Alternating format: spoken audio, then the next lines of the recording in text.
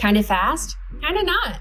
Either way, always running or talking about it. Welcome to the Kind of Fast podcast, powered by Upward Running. Let's get into it. Hello, and welcome back to the Kind of Fast podcast, a show where we talk running, real life, and everything in between. It is episode 10. It's the first time we've hit double digits.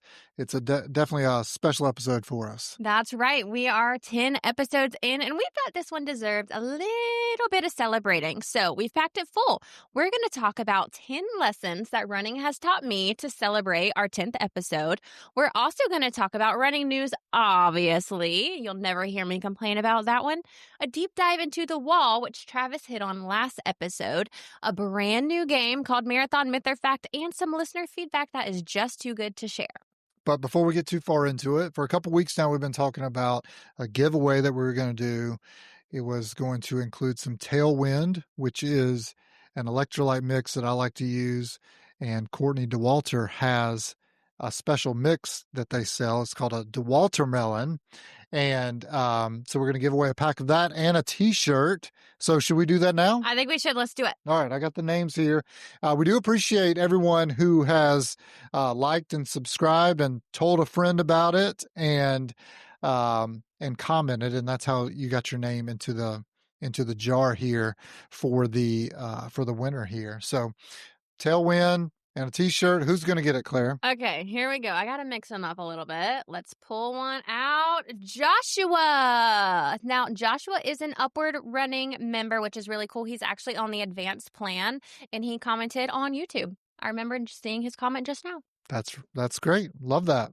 Great job, Joshua. We are excited. I will get with you to get your t-shirt and your Tailwind. Okay, moving on. Cue the drum roll. It is time again for our favorite segment. What does that even mean? As I was saying, last week, Travis was talking about the wall, and he explained it super, super quickly. And I'm paraphrasing here. He said that your body can't hold enough energy to make it through a full marathon. So unless you're putting the nutrition back in, you're going to run out of that quick burning fuel right around mile 20. Yep, that was the 10-second definition, but let's dive a little bit deeper here so we can give everyone kind of a look into what the wall is, if you haven't heard of that before, or if you need to know what that even means. Yeah, so what exactly is the wall? And you also might hear it referred to as bonking. Now, everything can be going fine. You've trained, you've practiced your fueling, you've got your pacing strategy, but then suddenly it all unravels. Your legs feel like they weigh 1,000,000 pounds each, your energy tanks, and mentally it feels like the finish line is 1,000,000 miles away. And honestly, it might be. Most runners hit this between miles 18 and 22, but Travis, dive deeper into this for us. Sure. So during exercise, your body prefers to burn carbs, or the more technical term is glycogen. That comes from your muscles and your liver, and that's where all of those energy stores are held. It can also burn fat. Now, fat is a slower burning energy source, and so your body can't convert that into energy nearly as fast as it can the glycogen. And that's when you hit the wall, it is because your body's working so hard to convert fat into the energy you need as you're continuing to try to progress on in your athletic endeavor there. And so most people can get 1,800 to 2,000 calories worth of glycogen storage that they have on their body if they're all the way topped off at any given time. And since most runners burn about 100 calories per mile, you can see the math, how we get to 18 to 20 miles there, unless you're fueling, from a zero place where you really are at a depleted state already. That's what you can really expect to get there. So before we get too far into it, 100 calories per mile is definitely an approximation. There are a few things that can influence 100 calories per mile. Do you want to take any guesses? Sleep?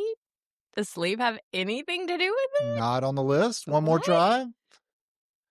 Oh, man. I mean, how fast you go. Okay. Pace is one of them. So running faster will burn more calories than running slower. So that's just a general term there, but certainly you will deplete more energy more quickly the faster you are going. Here's three other ones that influence that calories per mile. Your weight. So a heavier runner will burn more calories because it just takes more energy to move you through space than a lighter runner. The terrain will influence the calorie burn. So if you're running uphill, that burns more calories than if you're running flat or downhill. And if you're on tricky terrain, say a trail or something like that, where you're having to really use your brain to make sure you're stepping correctly and avoiding things and not turning an ankle and all that type of thing, that will lead to burning more calories as well. And then finally, gender. Gender plays a role. Men burn more calories more quickly than women do. So I went to the trusty Google AI. I talked about it last week. I went back to it and it said 150-pound person running at about 10 minutes per mile would burn about 100 calories per mile. So right on the approximate. Okay. But a 200-pound person running 7-minute miles would burn about 150 calories per mile.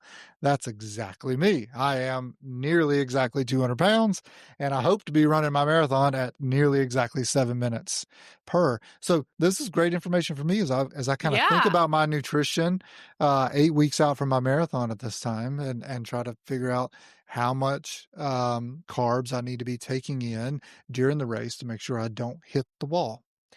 In addition to the handy dandy Google AI, we also wanted to ask one of our very own experts, our national run coach, Dean Thompson. He said that anything over about 1 hour and 45 minutes, you need to be taking in carbs. And he says that this was an easy to remember strategy. Take something on the starting line and then every 30 minutes after. Yep. And we've seen sports dietitians that will recommend, make sure you're starting within the first 30 minutes, then consistently take 30 to 60 grams of carbs per hour. For reference, Morton is a gel that I took in my last marathon cycle and on marathon day. That's got 25 grams per kind of pack or gel pack there. And so if you're taking that twice an hour, that's 50 grams of carbs per hour right there just from 2 gels. So real easy to remember. SIS gels is what I've been taking this cycle, and those have 22 per serving. So, you well over the 40 mark at that point in time per hour. Okay, so what about our listeners who are running a half marathon or a 10K? Do they need to use the same fueling strategy, you think? It's really about how long you're going to be out there. That hour and 45 minutes that Dean mentioned in his explanation is a good one there. So if your half marathon is going to take longer than that, then you should have some type of strategy to make sure you're getting some carbs. You don't need to overdo it because you only need it for the amount of time that you're going to kind of be out there beyond an hour and 45 minutes on that. But for me, a marathon's the only time that in a race setting that I would be taking, in some type of extra fueling. And honestly, on a normal Saturday long run, my number is about 15 miles. If I'm 15 miles or under, I don't take anything with me. 15 miles or over, I know that within an hour or something of starting that, I need to be taking something so I can finish strong on that run. That's kind of my go-to strategy there. Everyone's going to be a little bit different, and your pace and how long you're going to be on your feet, all of that matters as relates to this, and just your experience. I mean, if you've ever hit the wall, you don't want it to happen again. I've hit it certainly in the past, and so you just kind of once you do it long enough, you can kind of get a feel for what sends you to that level where you really are running out of that energy source. For a little bit of comparison, I only take fuel with me if I'm running anything over 10 miles. So that's kind of my threshold. So do you have a story? I don't think I've ever actually hit the wall. I mean, in a race. I have hit the wall in a training long run and just kind of flat out sat on the side of the road and waited for someone to pick me up. Yeah. But not in an actual race. And I think adrenaline has something to do with that. Now, I have been on the edge of, why did I sign up for this? I'm never doing this again. This is the worst thing I've ever done, but I still push through. I'd say the New York City Marathon that I ran in 2018, there was evidence that I had hit the wall, or I just pushed it all the way to the edge and I just had nothing left. I know I slowed down my last few miles, which would be maybe evidence of hitting the wall or maybe just being donezo on the end of it. But the main piece of evidence for me was I could basically not carry on a conversation until I got some fluids and food in me. My wife and friends that were there were like, yeah, this isn't right. And like my friends took off and my wife, made sure that I got something to eat and took me back to the hotel for a little bit. And after an hour or so, I was fine. But I was pretty much mentally out of it for a Mm. while after that one. So probably hit the wall there. There's some other probably training runs when I was younger where it might have happened just from being a dumb college student that wasn't eating enough or something like that. But it's rare. It's rare for me. All right, so moving right along, it's time for our running news segment. Yes, the best segment. After 45 years, the Foot Locker Cross Country Championships are officially ending, not happening anymore. And that has so many runners just completely devastated. For those of you who don't know, this is the high school national championship meet that started in 1979 and is now no longer happening. It's just been canceled for good. It's done. Like press release out there. See ya. Sorry. And that's tough. This is a race that originally was branded as the Kenny Cross Country Championships. It was renamed to Foot Locker in 1993. And outside of 2020, it's been run every year since. It was a thing when I was in high school as well. And so it's been a long-standing race. Yes, this is actually the gold standard event. So there were 4 regional qualifiers you would have to do to get into this event. So there was the Northeast, Midwest, South, and West. And the top 10 boys and girls from each of those regions would advance to the national championships that was held in San Diego. Yep, all of the U.S. running royalty basically has run these races over the years. The first thing I always think about is the story of Ryan and Sarah Hall, 2 professional runners out there. Sarah's still competing in her 40s at the highest level. I think she just announced she's running New York City. I saw last week that she's going to be doing that this year.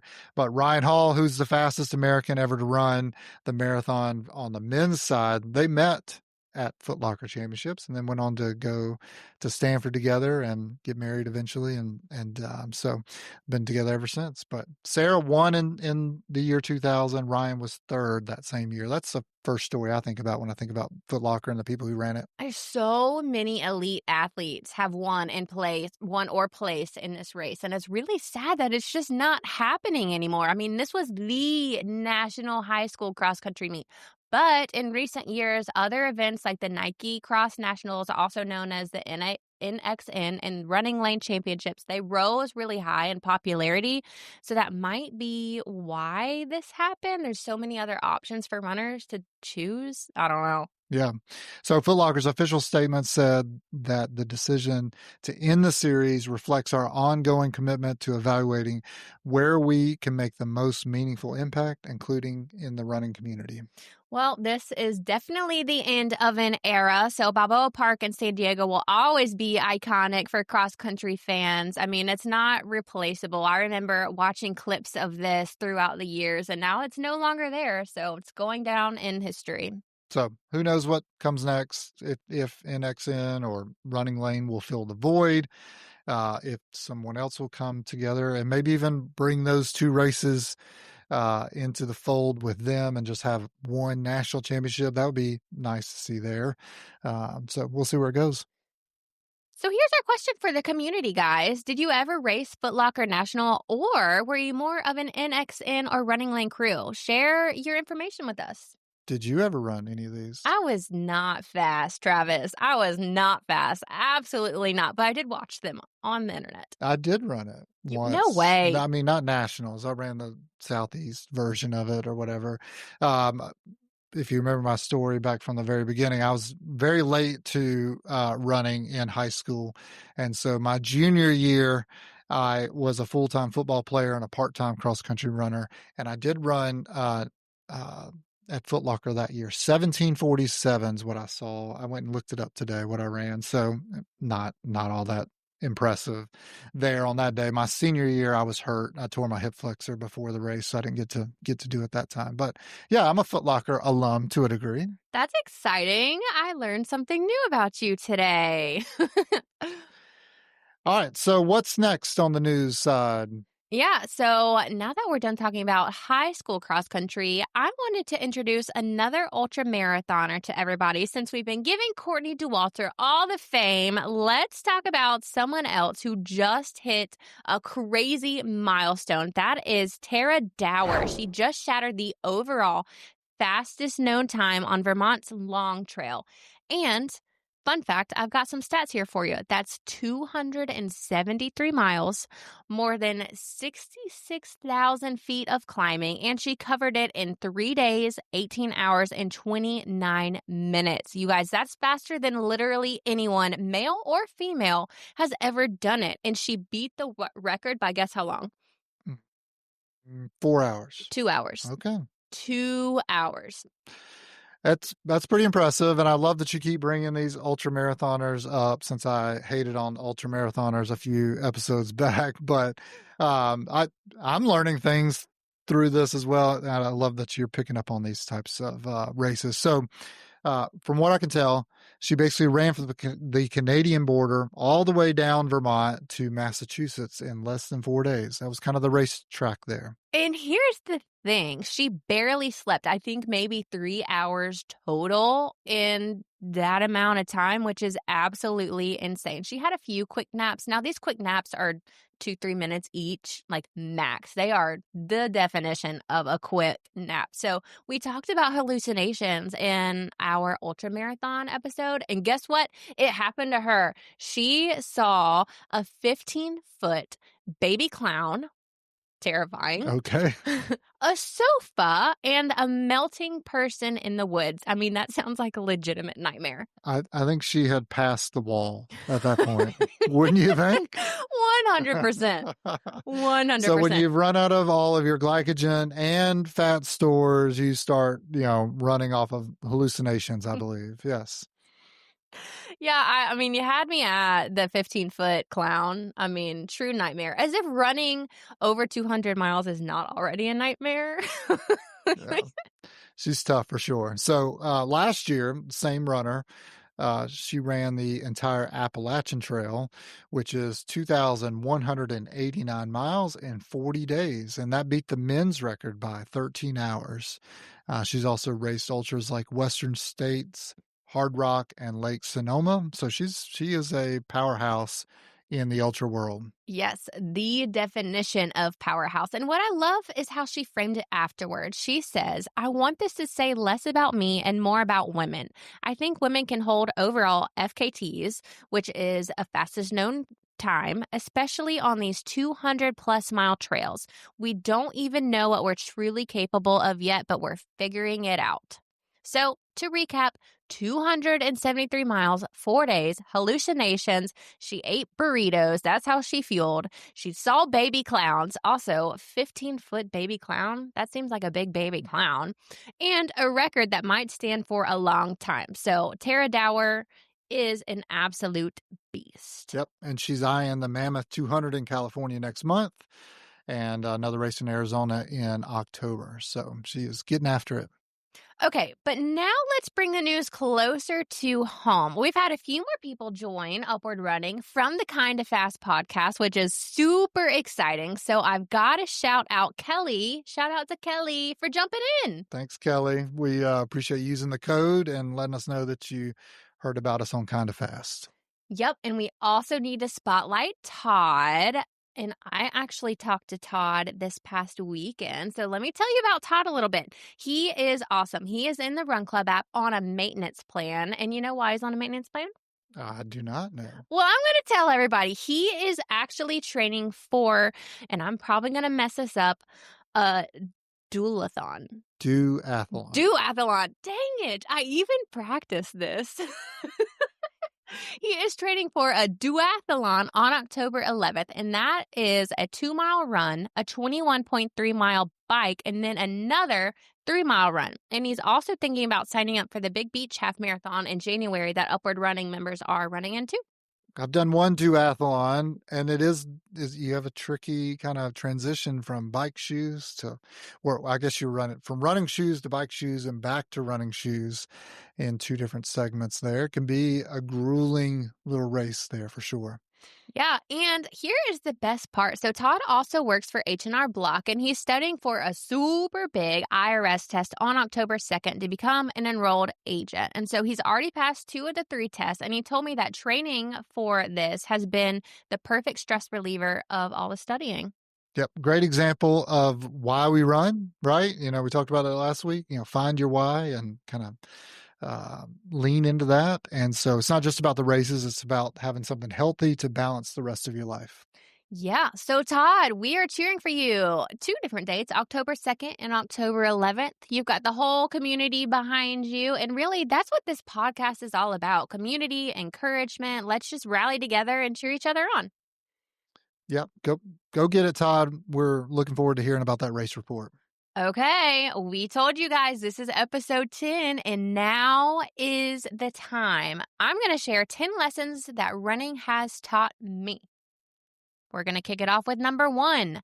Consistency beats intensity. So in running, it's not about one monster workout.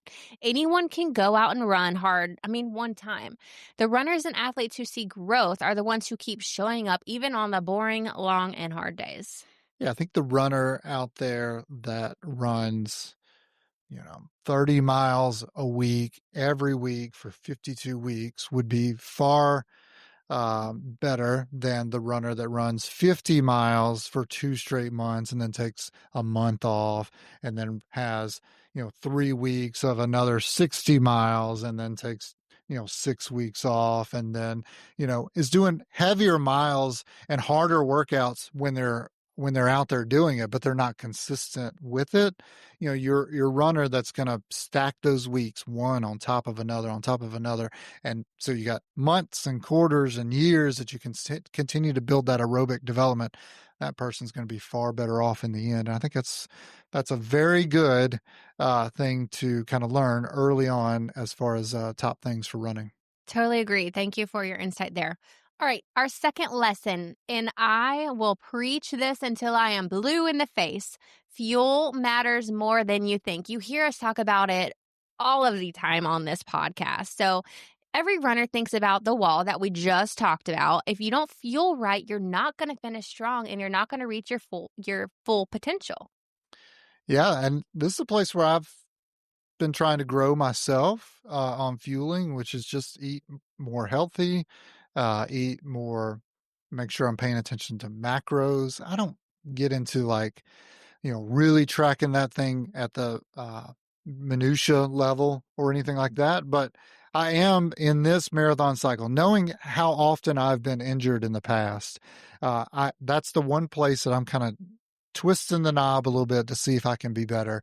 And that's by fueling better after my runs, before my runs, during the week, those types of things, trying to cut out as much processed foods as I can this cycle. And so far, so good on that. So, that's a place where for me, I'm trying to make big gains in my running and in life. That's fantastic. So, and spiritually, the same is true. So, what you put into your mind and your heart matters. If you're filling yourself with negativity, if you're fueling on all processed foods, comparison and junk, that's what's going to come out. So, you truly have a garbage in, garbage out mentality, both in running and in your spiritual walk. Yeah, great point there. And if you think about our upward running group, you are going to be around a collection of other runners who are like-minded and can be encouraging. You're going to get weekly devotions from our team that are a lot of times about running. And so if you're thinking about running, you're taking in a podcast like this one or the other upward running podcast, you're diving into the word here and there, all that's good inputs and probably going to have good outputs as a result. Agree. Okay, guys, lesson number 3. Start lines are scarier than finish lines. So think about it. Lining up before a race is completely nerve wracking. At least it is for me. So you're questioning yourself, did I train enough? Am I ready? What if I fail? What if I don't hit my 1 hour and 50-minute PR coming up in October? I mean, that's terrifying to even think about. But start lines are scarier than finish lines. For sure. Although, a finish line is a final thing, like once you cross that finish line, the result is there. And so there is some pressure that goes along with that too. But I totally agree with this one.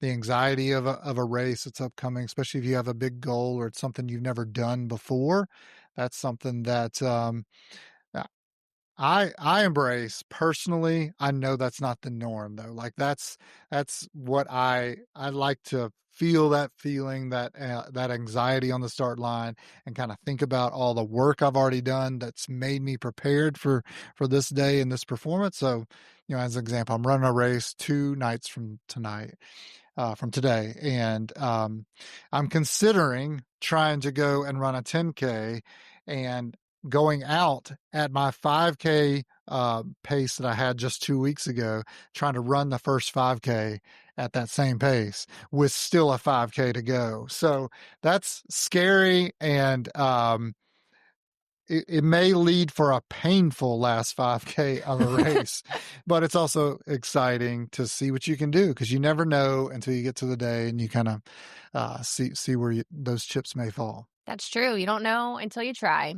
And in faith, it's the same. Taking the first step into something new. And that could be joining a community group at your church, joining a small group at your church, joining a church in general, making a change. Sometimes that's the hardest part. But once you start, God meets you in that movement and continues to carry you through. Great point there. And love that you tie that back to like a church or whatever. It can be very hard to walk through the doors that first time. But what I think you'll find, if you're not someone that attends a church regularly, is there is a whole host of people there that are there to welcome you and can be your next big community or friendships or things like that, can help you grow along the way if you do take that step. Okay, number 4, community makes the hard miles easier. Yes. I mean, period. Next point. Right. For sure. Long runs feel shorter with company. And when you're out there for an hour or two, the miles just go along quickly with that conversation that you have out there. And can be a fun thing to do it with others, for sure. Mitchell, the director of running here at Upward Running, actually says it perfect. He says that people like to suffer together.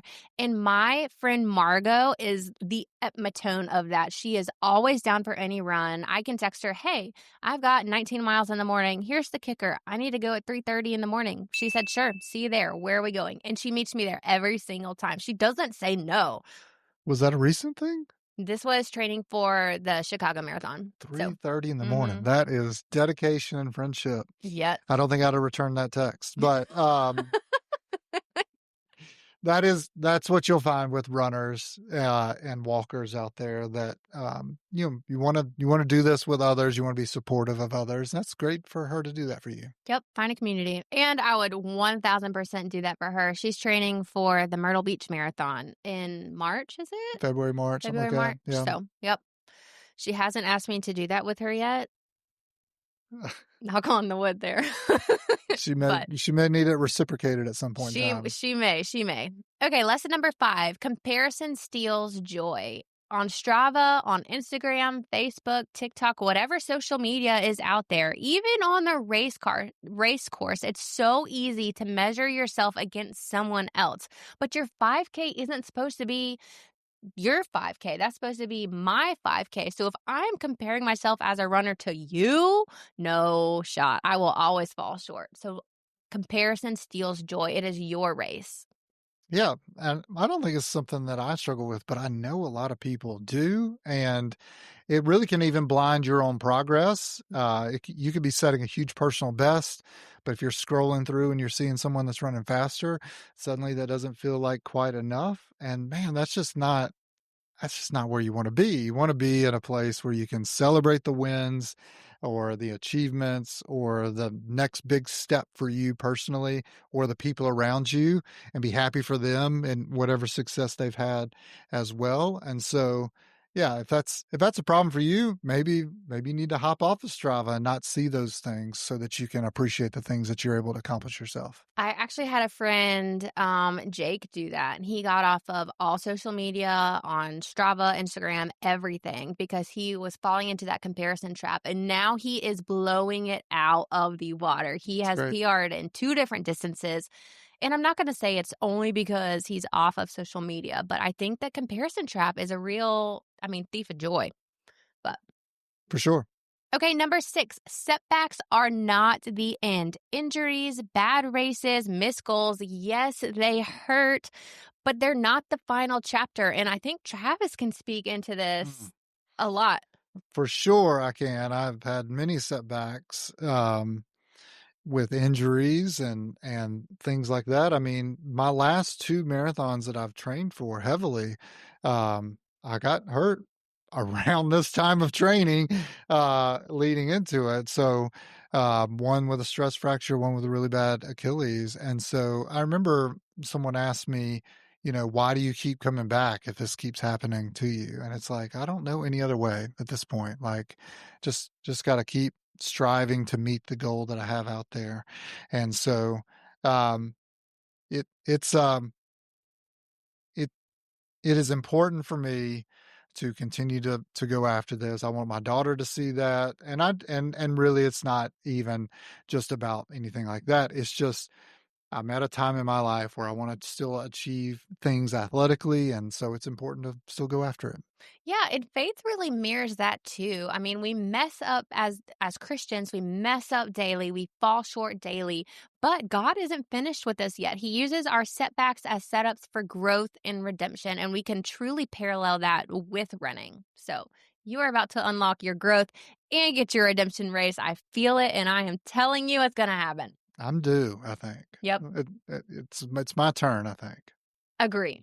Lesson 7, joy is found in the journey. Some of my favorite runs have absolutely nothing to do with pace or distance. And I know Travis is probably the complete opposite of me in this because he loves going after his pace and he loves going after distance.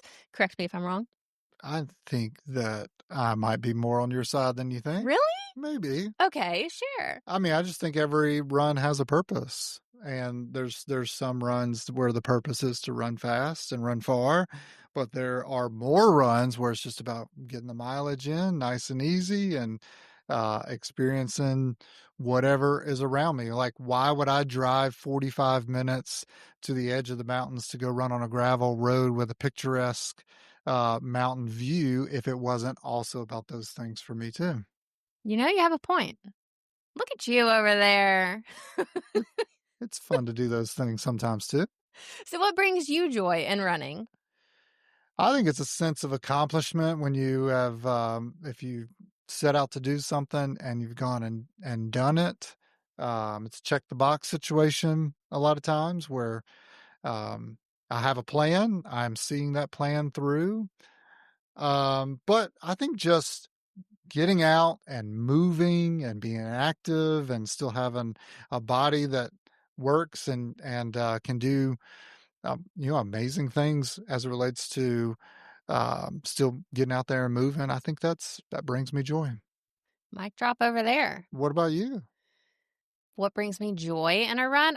Honestly, it probably boils back down to accomplishment as well, but in a different sense. Like, oh, my body can still go and run 3 miles without even blinking an eye. I never want to be in a situation where someone asks, hey, let's go run XYZ, and I have to say no. I think that's what brings me joy, is that my body is able to move, and that's truly something I never want to take for granted.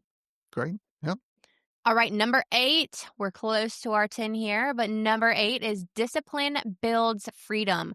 And running discipline means you train even when you don't feel like it. And that discipline gives you freedom on race day and every other day. You're doing hard things. You are setting yourself up for success and pushing through even when the going gets tough.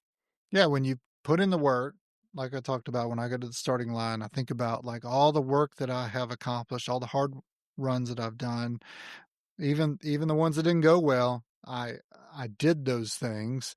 When you do that, you can toe the line with confidence. You're not second guessing and wondering if you did enough or panicking about the distance ahead.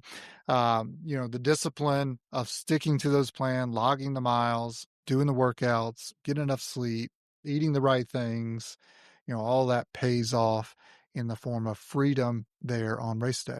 Yeah, it's true. And it's truly the difference between showing up to a race and dreading running a race or knowing that you put in the work. And I have been in both of these situations. And let me tell you, I would rather be prepared than dread the race. And I've probably done that on 2 or 3 occasions in a half marathon at Run Disney. But I've got in trouble more often uh, more often than dreading a race. I've got in trouble too many times by going, "Ooh, this could be that magical day. This could be that." Because I've had a couple of those where you just have this like big jump in performance that even you couldn't have imagined that you would have done that well. It's happened to me a couple times, and so anyway, I seek that now. And sometimes I'm not in shape well enough to really go after such and such race or time. That might even happen this week for me, but we'll see. Lesson number 9, your why carries you farther than you know. Travis talked about his why and the importance of having a why last week, so I had to include this here. So when running gets painful, the logistics of training won't keep you moving. Your why you started, why you're doing this is truly what's going to take you to the finish line. And in life, if you know your why, you can endure a lot more things than you thought was possible. So that's a something that'll work with running, but it can also work in other places of your life as well. 1000%. Okay, finally, number 10, celebrate the milestones. Every finish line, every PR, every comeback matters. Too often we just move on to the next goal and we forget to celebrate. And I am totally guilty of this. I just did this last October at the Chicago Marathon. I ran the marathon, trained hard for this marathon. I didn't skip a run unless I had a super high fever. Ran the marathon, PR'd by over an hour. And you know what I did when I finished? I know what you do. You jumped on a plane and came straight back the same day, which is crazy. Yep. So we hobbled, my friend Margot, actually, we hobbled to the hotel room very slowly. I downed a Coke and I never drink soda. Like very rarely do I drink soda. So I was hyped up on this soda, just ran a marathon, hobbled down to the airport, got on the airplane and came home. We didn't even eat a good dinner. We ate a quesadilla at the airport. And was back at work the next morning. I wore my medal though. Yeah, no, this is something I have no problem with. I celebrate wins. I celebrate big races. And that's something me and my wife have made a point to do.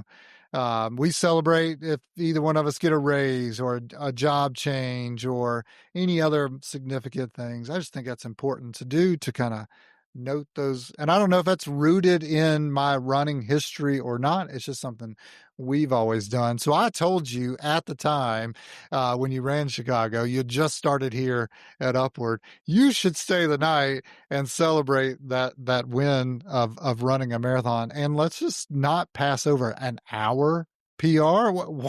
I Who know. runs an hour PR? That's an amazing finish there. Well, thank you. Hopefully I can shave that off by another 30 minutes, maybe. But you didn't hear that. I didn't say that. Let's move on. I do not want to claim that yet. Let me finish my half marathon first. That makes sense. Yep. So there you have it, guys. 10 lessons from running that has shaped my faith in my life. Thank you for listening to all those and giving your input on those. Very, very, very good 10 lessons there. 10 things that any runner could take a few takeaways. So appreciate you sharing those things. Yeah. All right. Before we move on, let's lighten it up a little bit. In honor of our Couch to Marathon program kicking off on September 29th, we're going to play a game called Marathon Myth or Fact. You ready? Yeah. Okay. What we're going to do is I'm going to ask a question and Travis has a guess if it's a myth or a fact. So let's see if you can stump me. It'll go better than Mad Gab, I think. Okay. Okay. Number 1, the marathon has always been 26.2 miles. Total myth, although it's pretty close. the original Greek runner that ran about 26 miles. But I don't know all the iterations of it. I do know when they had the Olympics in London, which was 1900 something, they extended it a little bit. So that the Queen could see the finish line there. And so I think that's how we got to 26.2. Am I right? That is exactly right. So basically, we have to suffer a little bit longer because the Queen wanted to have a better view. So shout out to the Queen for that. Okay, number 2. The average marathon finish time worldwide is over 4 hours. I'm going to say that is true. That is true. Okay. Great job. So the actual time is around 4 hours and 20 minutes is average. So if you're anywhere near that, then you are right. I mean, you're right there. You're average. Are you over or under the average? I think my PR was 4:30, so I'm below average, which that's not surprising. Yeah, but you already took an hour off, so who knows how much you're going to take off the next one. I know, because maybe I should race one. My goals for the last 2 I did was to finish and mission accomplished. So there you go. Again, future episode. Hey, you are very relatable because you are very much like a lot of our listeners, I'm sure, in many, many different ways. And so, so far your races have been good races and you should not discount them. Okay. I will try very hard. It's that comparison. It's that we just talked about happening. Don't let comparison be the thief. Yes. Okay, number 3. Carb loading means eating a giant bowl of pasta the night before your race. Yeah, I know this one for sure. That is a part of it maybe, but it's a myth. You want to carbo load several days before. There's all kind of things you can read on this. And so some people would say it's like 3 days. Some people would say it's more like 5 or 6 days you should be carb loading.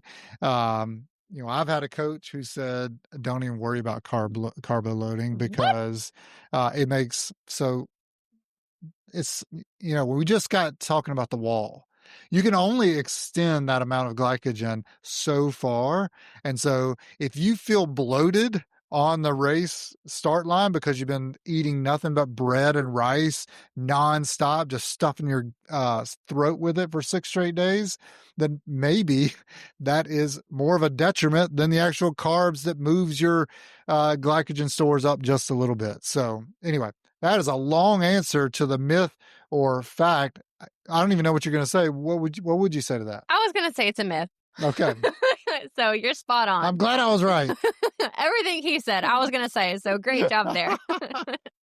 Okay, last one before we wrap up for the day. People have finished marathons in costumes, everything from bananas to a full suit of armor. Totally true, and interesting to see one of those pass you in the late miles for sure. Right. Like, how unfair is that? I am gassed, and then I've got a banana coming up behind me. I mean, that's not even fair. Not even fair. But the Guinnesses, did I say that right? Guinness. I did that last time on the podcast. The Guinness Book of World Records is super popular at the London Marathon. I guess it's an easier course, and that's just the course to get a record. So I don't know. Big race, like 50,000 plus people, and it's flat as well. So generally pretty good weather too. It's true. All right. Well, it is that time to start wrapping up and where we talk about what's on our training plan for this week. Yeah, big week for me. I'm running a 10K on the track. I do not think I've raced a 10K since college. So whatever I run, it's going to be an adult PR for me. So that's exciting. It's going to be a PR week for sure. And then it's I'm still in heavy training, time here. So I'm going to do 20, maybe even 22 this weekend after the race is on Wednesday. So probably Saturday, do a long run, still get the miles in this week. So that's kind of where I'm at there. How about you? That's a lot of laps around a track. Yeah. 25, I think. That's too many. Too many. But you can, my thought is that doesn't bother me. I can just lock in and I will appreciate the flatness of the track. I love a track race because it's completely fair. Like, even if it's windy, it's only windy on one side of it. It's a circle, so you're getting both sides of it at that point. So, You know what? yeah, You said that you celebrate all the wins, and you're gonna get an adult PR Thursday or Wednesday. So true. how are you gonna celebrate? I'll probably go to the beach the next day. No, you're already gonna do that. I was already gonna do that. But yeah, I'm going to the beach this weekend, and I've been watching what I've been eating pretty closely, as close as one like me can. But I'm sure I'm gonna splurge a ton this weekend, and so Yeah. that'll be the celebration. Well, I've got an exciting Okay. week. I am super excited for this week of training. I had a great run on Saturday. I planned to do 7 miles, and I ended up with 8.5 just because the weather was perfect. I felt good. I got a little bit lost, so that definitely counts. How you get lost on a down and back, we won't talk about it. That's difficult. We're not going to talk about it. But the good news is that I had a good run. I've got 2 speed workouts this week. I've got a cross training day. So I'm going to be biking for 30 minutes, which I'm super excited about. Yeah, it'd be good to get off your feet for a little bit. So, Yeah. Yep. good. But yeah, that's my week. Okay. And with that, our time is up. Don't forget, this podcast is powered by Upward Running, a community built to help you run with purpose, stay motivated, and find your people. As always, this journey is more than miles. God is in every step. The good runs, the tough days, the bad runs, the quiet moments, it all matters to Him. He is with you, He is for you, and He is using this season to grow something deeper inside of you. At Upward Running, this is where faith and fitness meet, and we'd love to run with you. Join us at upwardrunning.com/kindofast. That's upwardrunning.com/kindofast. And if you use the code kindofast, you get 2 weeks free, like several others have been using lately. We appreciate that, and it lets us know that you heard about us first on the podcast. Yep, we will be back next Friday with another episode. And hey, if you like today's episode, you know what? I'm not even going to ask you to like it. I'm not going to ask you to rate it or subscribe or make a comment. None of that. Like, if you do that, that's on you this week. Here is what I'm going to ask you. Tell a friend about it. Tell a friend about Kind of Fast, and then join us again next week. That was really good. Threw me for a loop there. All right, guys, that's a wrap. We're done. See ya. Bye. All right, so moving right along, let's talk about the news that's out there, or I could try that completely again. Lala. What am I trying to say here? Let's wrap it up. Got a lot of editing to do this week. Take 2. 3. This is take 3. Take 3. Okay, bye.